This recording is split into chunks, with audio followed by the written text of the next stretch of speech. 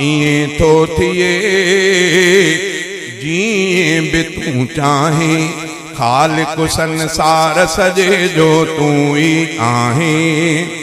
तूं ई थो औलाद बख्शे, तूं ई धीअर ॾींदो आ, तूं ई पुट बख्शींदो आ। तूं ई थो हर ग़ैब ॼाणे, तोखां कुछ भी नाहे लिकल, तुंहिंजे अॻियां सभु आ खुलल। जेको भी थो तोखे सॾे थो, दाह खे वरनाई, खालिक संसार सजे जो तूं ई आहीं। राज़िक मखलूक सजीअ जो ॿियो को नाहे।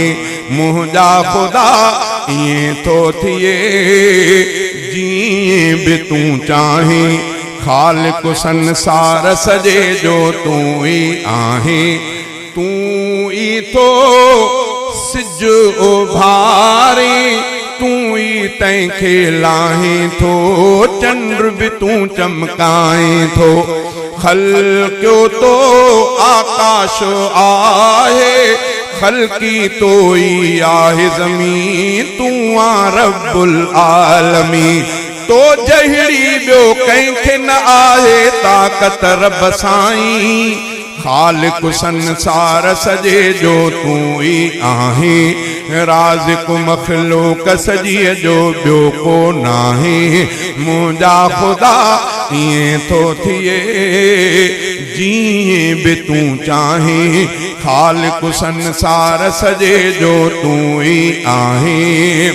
तुंहिंजी था साराह गाइने, जीत पखी हैवान सभई, देव परियूं इंसान सभई। शल न कंहिं माईअ खे मथे में सूर पए, वठी वञो आमिल ॾे ते चवंदो हिनखे देव, जिन्हनि में को ॻाल्हि चढ़ी वई। शल न कंहिंजे पासे में सूर थिए, चवंदासीं तो ते तावीज़ थियल, हाँ बा तो ते जादू चलदी। मां चो मुला के दे 1000 रुपये तो ते जादू करे उन्हें जे पासरन में सूर तो पए। पो भैया नवाज शरीफ के हैफा जो इमरान जो बोतो ठाराए करोड़ रुपये ॾेई करे के बोतो ठाराए वठिया, त इहो वीचारो पाण ई पाण फटकी मरी वञी आहे। दर बदर वीचारो नवाज शरीफ न थिया। ये सब ये चालाक, अब ये सब चालाक। तां जो ईमान मजबूत आ त तां जे वेझो को भी नहीं।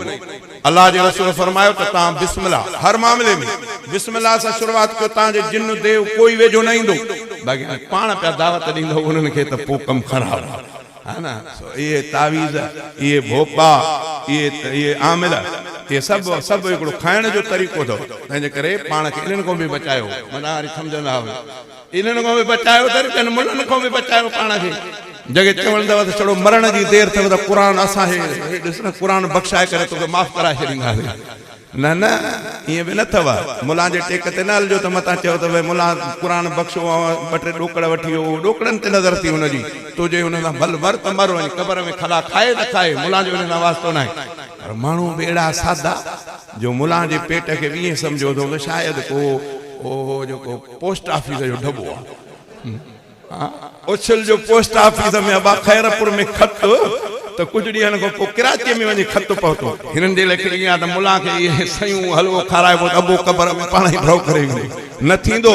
तंहिंजे करे पंहिंजे हथ सां जेको ख़ैर ख़ैरात कंदो उहो वधीक अफ़ज़ल आहे जो पोयों ढेर ख़ैरात जा तुंहिंजा पोयां करनि। उन में तकब्बुर हूंदो, उन में वॾाई हूंदी, उन में ॿियूं शामिल थी वेंदियूं। क़बूल पवे अलाए न पवे। तंहिंजे करे ईअं किताबनि में ईंदो आहे त जे पंहिंजे हथ सां अधु ख़ैरात, अधु ख़ारक जो ख़ैरात कयो, पोयों ढेर ख़ैरात कयो ख़ारकुनि जो, उहो सवाब न मिलंदो जेको पंहिंजे हथ सां करे वियो। तंहिंजे करे ज़िंदा आहियूं, पाण ख़्यालु कयो। चई तूं ई थो, तुंहिंजी था साराह गाइने, जीत पखी हैवान सभई, देव परियूं इंसान सभई। तुंहिंजे था गंज मां खाइने, तुंहिंजी सब लय आहे सखा, तुंहिंजी सब ते आहे अता।